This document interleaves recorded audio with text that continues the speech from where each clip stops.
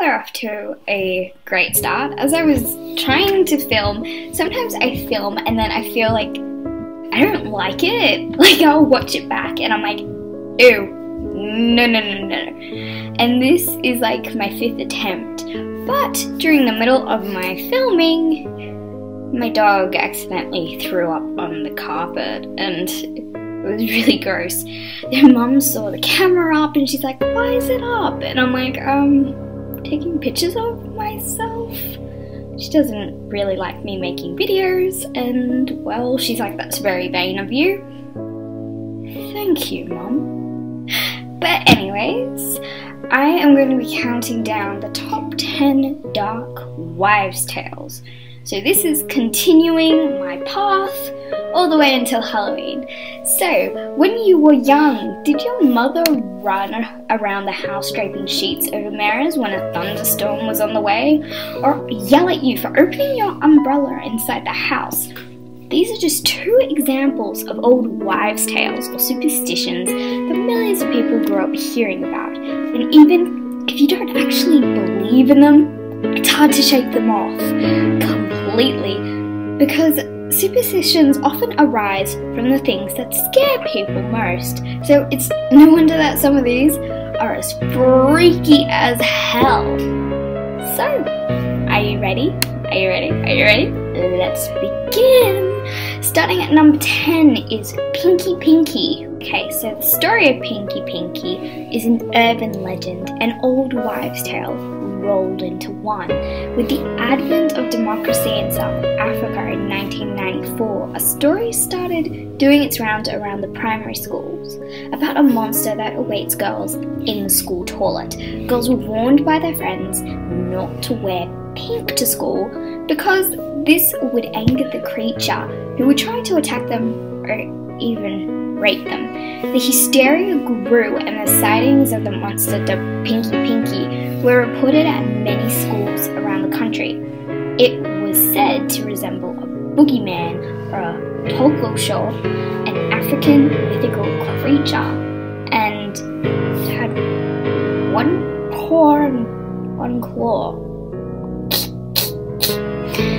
Boys could not see the creature, but some claim to have been attacked by it and left scratched and bruised. But naturally, no solid proof of the monster exists. No one really knows what prompted the Pinky Pinky tale.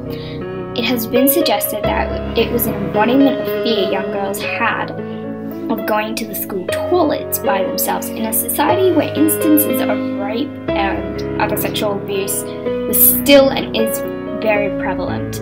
Pinky Pinky seems to have left the building in most cases, with only 1 or 2 sightings still being reported as the years go by. Several books have been dedicated to the story. Today, it is just a scary story to those who went to primary school in South Africa in the 1990s. So number 9 is corpses with their eyes open.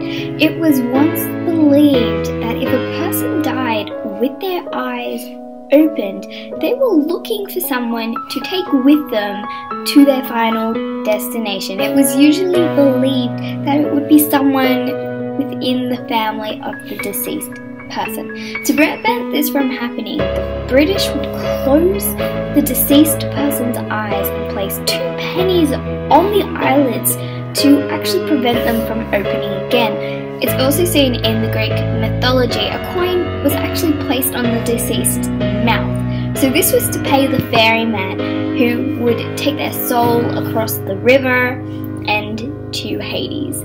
The reasoning has sometimes spread to the British practice as well. In earlier times, it is also believed that if a person died and their eyes stayed opened, it was the work of evil spirits who wouldn't let them rest, or it was a sign that their life, they left it unfulfilled. So in a creepy turn of events, in a small village, a corpse halted his own funeral because he refused to keep his eyes closed. The man, who was in his 80s, had a long and drawn out illness before he finally passed away. When his relatives gathered at the morgue to prepare his body for the funeral, they were shocked to see it blinking several times. And asking for advice from a traditional healer, the family decided to bury the man in a blanket, not a coffin, just in case. Coming in at number 8 is dead hands. So next time you're at a funeral, make sure you look after your own health. Otherwise, you might get closer to this deceased than you may have thought. So folklore has it that the hands of a dead person has healing powers. Regardless of what type of disease a person had, it was thought that laying the hands of a dead person upon them would cure it. In Britain, it was believed that a dead hand was especially helpful in reducing swelling. Many times, an Irish household that experienced death in the family would be overrun by sick people trying to get to the corpse. Ideally, the dead person should be of the opposite sex of the sick person. After being touched by the dead person, a sick person would have to lie down in a bed aligned north to south. It was also thought that the sheets and bedding of the person was also had this magic power if you wrapped yourself in it. So people would wrap the material around the aching parts of their bodies to reduce the pain and cure the underlying disease. So number 7 is chewing gum after midnight. So no culture is free from superstition, and many of them are connected with our fear of death. For instance, in many cultures, it is still believed that if a baby cries constantly, someone in the household will die soon. If a corpse is brought into a house, 3 members of that household will die. Taking your socks off and leaving them at the foot of the bed is another way to invite death into your house. Far more gruesome is an old wives' tale from Turkey that warns against chewing gum after midnight. In English-speaking countries, the superstition persists that chewing gum remains in your digestive system for 7 years. But in Turkey, children are told that chewing gum after midnight transforms into rotting, decaying flesh.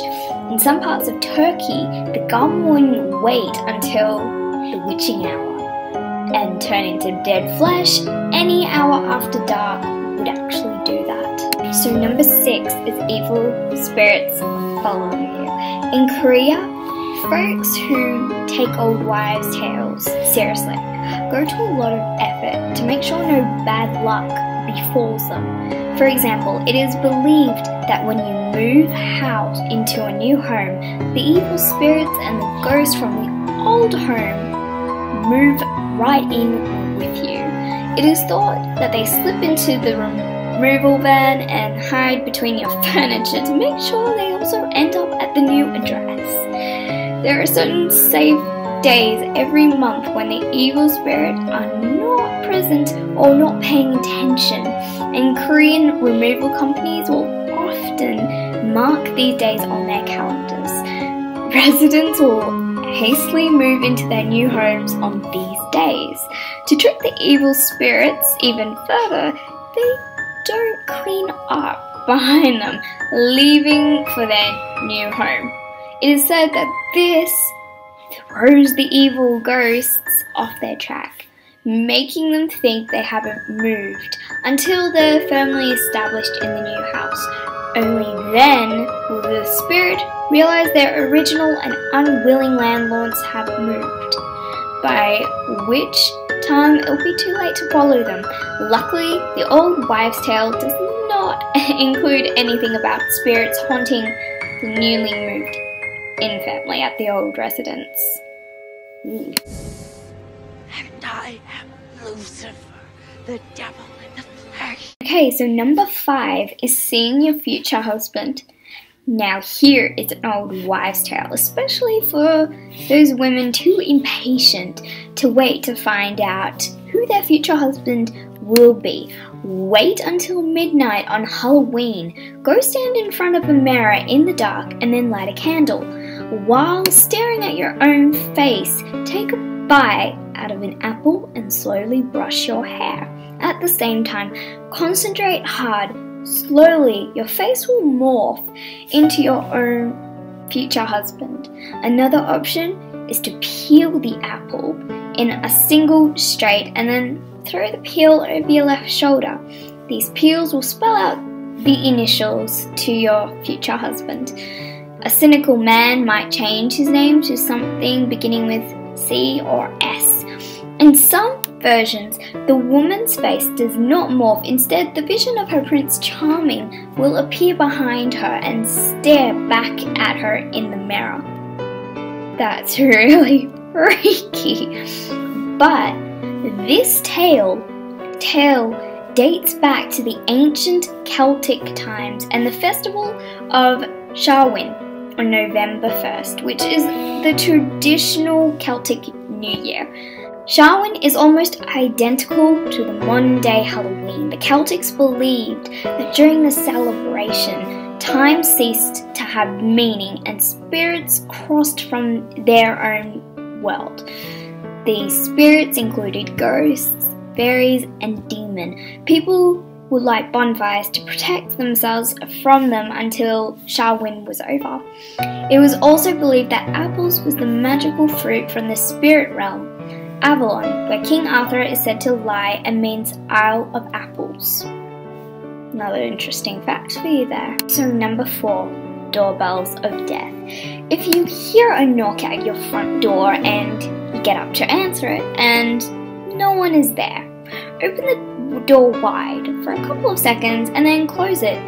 This will let a good spirit in, but don't open it again if there are more knocks. Not only if they continue for the rest of the night, you might just be inviting an evil spirit into your home. And if there are 3 knocks the first time around, don't open the door at all. If there is a knock at your back door, it is the devil himself looking to come in. So superstitions surrounding door knocking are found in many different cultures, and it's no surprise that after the invention of doorbells, they started to be included as well. For example, in some places it is believed that if a doorbell rings continuously for no reason, something dreadful has happened or is about to happen. Whitney Houston's mother revealed in a letter that her doorbell had mysteriously started ringing the day her daughter died. She firmly believed that Whitney had come to visit her and was making her presence known by ringing the doorbell. Another example is a woman in East Tennessee claims to have a similar chilling experience after moving into a new house. Emily Miller was woken by the sound of the doorbell ringing at 3 in the morning. She got up disgruntled only to find that there was no one at the door. For the next couple of weeks, the bell at least every second morning at 3 o'clock would ring. No logical explanation could be found, even after the installation of a motion sensor camera at the front door and calls to local police. No one was ever there. Weeks stretched into months and then years until finally Emily had enough. She and her son ripped the doorbell out of its mounting and threw it away. That night, the now missing doorbell rang again. Oof. Okay, so number 3 is the risks of falling asleep. There are many old wives' tales about the superstition and the supposed dangers of falling asleep. Not surprisingly, given a person's vulnerability in that state, many people used to believe that having plants in one's bedroom was a terrible idea. It was thought that plants sucked up all of the oxygen in the room, ultimately killing the person asleep there. This wasn't until they actually realized what trees were actually made for. There was also a belief that the soul leaves the body during a deep sleep, and so if you're woken with a start, you could immediately die. The tale is most likely where the urban legend regarding the walking of sleepwalkers originated from. So, sleeping in direct moonlight was said to lead to madness and even blindness. Sleeping with a mirror facing you was always a big no-no, as negative energies were supposedly caught in the mirrors and reflected back to the sleeping person during the night. Another creepy wives' tale says that whoever falls asleep first on their wedding night, the bride or the groom, will be the first to die. Coming in at number 2 is newborn babies. Due to the high infant mortality rates in pre-modern times, a vast number of superstitions have sprung up around the time of the months of birth. In Russia, there used to be a strong belief among new mothers that you shouldn't show off your newborn baby to strangers or take it out in public for at least 40 days. This will ensure that no negative energy or evil presence latches onto your little one. Only the mother and father were allowed to see the baby during this time, not even the extended family. In many Christian traditions, the period between birth and christening is a particularly risky time because of the belief that unbaptized babies cannot go to heaven. They will end up in limbo for all eternity. A particular unnerving old wives' tale from the Dominican Republic warned new mothers to keep a watchful eye on their newborn so that they do not fall prey to the berger. The berger is a legendary witch with the ability to turn into a large bird. In order to turn into an avian creature, she has to remove her skin. Then in bird form, she can suck the blood of a newborn either through its navel or big toe. At one point in history, also in the Dominican Republic, there were fears that if a mother rocked her baby boy's crib when he was not inside it, this would cause the child to become insane. If, on the other hand, they leave a baseball glove hanging above the crib, the boy might grow up to become a very talented baseball player. In some parts of the world, it is feared that if a pregnant woman gets frightened during her pregnancy and touches her face, her baby will be born with a reddish-purple birthmark on the same place the woman's hand had actually rested. Okay, so coming in at number 1 is whistling at night. The sound of whistling seems to be upsetting for many people around the world, and also the focus of many old wives' tales. Not only is a constant whistling at night very annoying to those who have to listen to it, but it's seen as an invitation for ghosts and even snakes to enter your home. It seems that this Japanese old wives' tale developed from the time when child trafficking was very prevalent there.